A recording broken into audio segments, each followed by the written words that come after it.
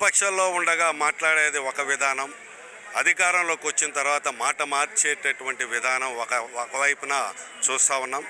గత అసెంబ్లీ ఎన్నికల ముందు యువగళం నిర్వహించాడు నారా లోకేష్. ఆ సందర్భంగా అప్పటికే కొన్ని ప్రైవేటు కాలేజీల ప్రైవేటీకరణ కోసం విడుదల చేసినటువంటి 107, 108 జీవోని మేము అధికారంలోకి వస్తే 100 రోజుల్లో ఉపసంహరిస్తామని చెప్పారు. ఇప్పటికి 18 నెలలు గడుస్తూ ఉన్నది.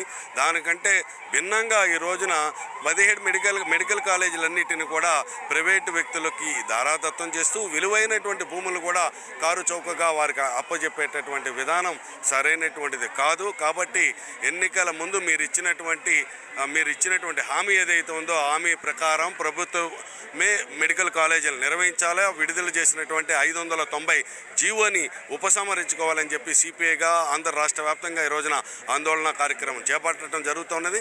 దీనిపైన ప్రభుత్వం ఆలోచించి ఆ జీవోని ఉపసంహరించుకోవాలని చెప్పి సిపిఐగా డిమాండ్ చేస్తాం.